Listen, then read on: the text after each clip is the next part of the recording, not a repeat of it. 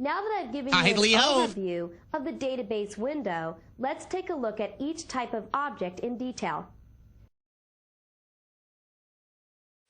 We're going to begin by taking a look at the customer's table. A table is a place where we store the data within our database. If I double-click customers within the list of tables, you'll see the data that is contained within the customer's table. The customer's table is made up of fields and records. The fields are the columns of information within the table. So in this case, we have fields customer ID, company name, contact name, and if I scroll over to the right, we have additional fields such as contact title, address, city, region, postal code, country, phone, and fax. We also have the records that make up our table. Notice that we have a record, for example, for Alfred's Furniture. We have another one down here for Around the Horn. So the record is a row within the table that provides us with information about a particular entity stored within that table. Every table starts with a design. If I want to toggle from what's called datasheet view, which is what I'm looking at right now, to the design of the table, I use the design tool right here. Notice the tool actually says view, and it allows me to easily toggle back and forth between the design of an object and the data behind that object, or the running version of the object. You'll see that this tool is available not only for tables, but also for queries, forms, and reports. I'm going to go ahead and click this design tool, and now we're looking at the design of the customer's table. Notice that the customer's table, as I said, is made up of fields. The first field is called Customer ID, and it contains text. You can even enter a description of that particular field. We also have a field called Company Name, which is a text field as well. Another one called Contact Name, another one called Address, then we have City, Region, Postal Code, Country, Phone, and Fax. Notice that all of these fields within this particular table are text. If I click to select the data type and open up the combo box, there's a lot of different types of fields that are available. And we're going to be working with these different field types throughout the course, and you'll see where it's appropriate to select each field type. Also notice that each field has properties that are associated with it.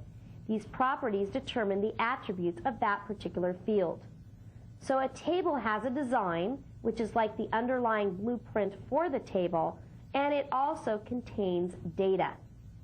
Later on, you're going to learn how to add, edit, and delete data, as well as how to move between the various records in the table, all from within Datasheet View. For right now, I'm going to close the customer's table and return to the database window. A table is the most basic object type contained within a database because it's the tables that contain the data stored in the database. Now we're going to take a look at queries. Queries are stored questions about the data within the tables stored in your database. I'm going to click Queries within the list of object types available to us. Now I can see all the queries that are stored within the Northwind database. For example, I can take a look at an alphabetical list of products. I double-click alphabetical list of products to run that query. We can now see the result of that query. Notice that we have a product ID, a product name, a supplier, a category, unit price, units in stock, units on order, reorder level, discontinued, and category name. What I'm looking at right now are the results of this query. This query is based upon live data that's stored within a table or tables within my database. This particular query is actually drawing from data from the product table as well as from the supplier table. I'm going to switch to the design of the query. So I change my view, just as we did before with a table, I change my view to design view. And I'm now taking a look at the design of the query. Notice that the query pulls from the categories table as well as the products table, and behind the scenes it's actually also pulling, as I said before, from the suppliers table, because there's a special property that allows me to draw the supplier name rather than the supplier ID from the supplier table when I display it. So this particular query takes all the fields from the products table. It also takes the category name field from the categories table. This query is only showing products that are not discontinued. Notice that for the discontinued field, there's actually some criteria that's been entered, and the criteria is no, meaning that we only want the products that have not been discontinued. If I want to return to the datasheet view associated with this query, in other words, the result, again I can toggle the view from design back to datasheet view, and now I'm viewing the query's results. I'm going to go ahead and close this query and show you a more complex query. So I'm going to click the Close tool, and we'll return to the database window. Now I'm going to show you the category sales for 1997. I'm going to double-click to run the query, and you can see that by category, we're viewing the sales, and you'll see in a moment that these sales are for 1997 only. In order to take a look at the design of the query, once again I need to toggle to Design View. And I do that with the View tool, toggling back to the design of the query. This query is actually based upon another query that already just grabs the product sales for 1997. It then takes the category name and groups by category name, and then it sums the product sales to come up with the product sales by category. And as I said, this query is based upon another one, product sales for 1997. If we look at product sales for 1997, you'll see that that's another query that's located down here. And if I go into the design of that query, which I can do directly by clicking the Design button, you'll see that that query is rather complex and does a lot of things, taking a lot of information from different tables, but contains criteria that just extracts the data for 1997. I'm going to go ahead and close this query to return to the database window. Remember that all we're doing right now is taking a brief tour of all of the different types of objects that are stored within a database. All of these objects and how to use them and create them is covered in detail throughout this training series. Well, let's take a look at forms. So continuing our tour, let's click Forms within the list of object types. These are all the forms that are contained within the Northwind database. I'm going to double-click the Employees form so that we can take a look at it. This form is a tabbed form, and you can see that it contains graphics or bitmaps. The first tab contains company information, the first name, last name, title, reports to, hire date, and extension for this particular employee. If I click the Personal Info tab, we can see some more personal information about that particular employee. That employee's address, all the address information, their phone number, title of courtesy, their birth date, and some notes about that employee. So we're looking at one particular employee, and realize that a form is just a fancier view of data that's stored in an underlying table. If you modify the information within the form, it's modifying the information within the underlying table. If you add records, those records are going to be added to the underlying table. Just as a table or a query can be viewed either running or in Design View, a form can be viewed either running or in Design View. And guess what? The View tool, once again, allows us to toggle between the design of the object and the running object. So I'm going to switch to Design View. And now you can see the blueprint of the form that makes everything happen. This form has objects on it, text boxes and OLE objects and so forth, and it actually contains the tab control that contains all of the different pieces of information. Notice here we have additional text boxes. Right now we're looking at the design of the form. If I wanted to switch back to running the form, I go back to Form View using the View button. I click the View button, and we're now once again viewing the data within the form, the running form. I can move from record to record and view all of the employees that are within the employee table. Later in the training series, you'll learn not only how to work with the data displayed in the form, but also how to build very complex forms. For right now, I'm going to go ahead and close the employees form and return to the database window. Forms not only allow you to view data, within a form you can edit data, you can delete data, and you can add new records. On the other hand, reports allow you to view data only. Reports are a great medium for printing out the information contained within your database. To continue our tour with reports, I'm going to click Reports within the Objects list. Here's the reports that are stored within this database. I'm going to double-click to run the Sales by Category report. I double-click to run the report.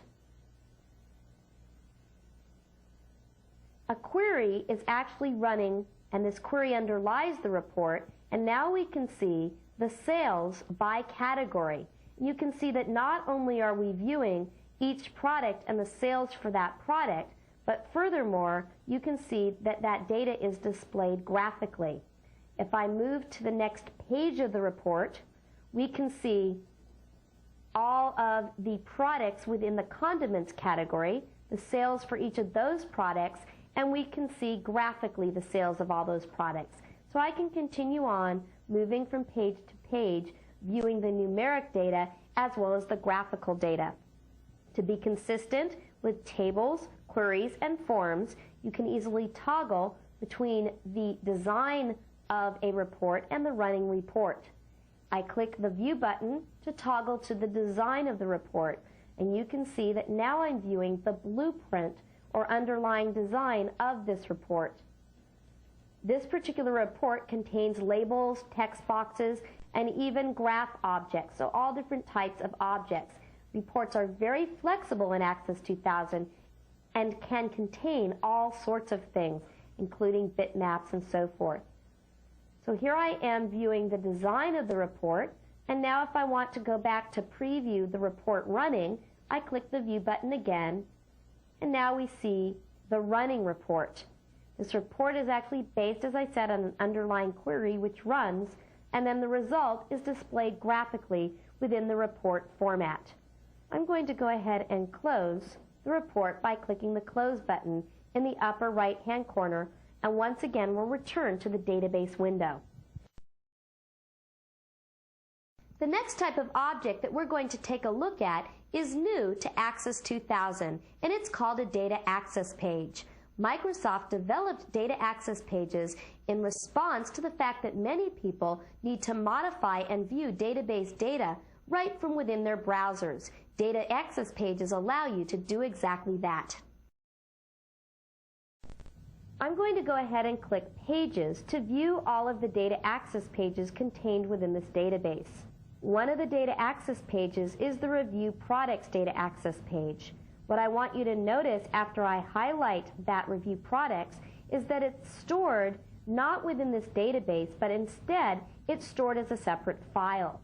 Now all the other objects we've worked with are stored within the database, but this is stored within D Program Files, Microsoft Office, Office Samples, and it's called reviewproducts.htm. If I double click, we're now viewing this data access page. Now within Access, this isn't so special. It just looks like a form. But the really cool thing is that I can actually use this data access page within my browser.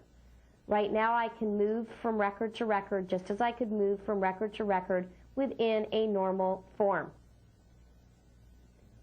What I'm going to do first is show you this data access page in Design View. Just as with the other objects, we can switch to design view by clicking the View button, which toggles back and forth from design to the running data access page. You can see here's the design or template for our data access page. I'm going to go ahead and close the data access page using the Close button. I'm asked if I want to save changes to the design, and I'm going to click No. And now I'm going to right-click this data access page, and I'm going to select Web Page Preview, which is going to allow me to view this data access page in my browser rather than from within the Access environment. Internet Explorer 5 launches, and I'm now viewing the data access page right here within my browser. Now what's really cool about this is that if I modify data within a data access page, it modifies the underlying data stored within the Access database. And just as before, I have the functionality of being able to move between the records within the table. Furthermore, not only can I modify the data, I'm always seeing live data. So if the data within the database changes, I'm going to see that data right here within my browser. I'm going to go ahead and close Internet Explorer and return to Microsoft Access. Now that we've explored the exciting world of data access pages, we're going to take a quick look at macros. Macros allow users to quickly automate some of the tasks that they need to perform on a regular basis. I'm going to click Macros, and we can see the macros that are stored within the Northwind database. I'm going to select the customer phone list macro. Now I could actually run this macro, which would cause the code within it to run. Instead, I'm first going to go to the design of the macro so that we can take a look at it. I'm going to click Design, and you can see that this macro contains some code, so to speak, that executes and does things within our customer phone list form. I'm going to close this macro, which is a relatively complex macro, and I'm going to open another macro, which is our customers macro. Again, rather than running it, I'm going to go to the design of the macro. And this, you can see, is another relatively complex macro that contains a couple of sub-macros that perform functions within the customer's form. If I were to try to run this macro, which I could do right now by clicking this exclamation point to run right from here, notice there's no toggle for macros on the toolbar. Notice that nothing happens. And that's because this macro needs to be called by its sub-pieces, which are these macro names. Within the user series training, you'll see how to create macros so that you can develop simple applications. Whereas macros help end users to develop simple applications, modules allow application developers to build very robust enterprise-wide applications. Let's take a quick look at modules. I'm going to click Modules within the list of object types, and we can see that there's a couple of modules that are located within the Northwind database. Regardless of what module I select, notice that Run isn't even available. A module contains programming code that's executed from your forms and reports. If I want to view the design of a module, I can click Design, and I can see that this particular module contains programming code.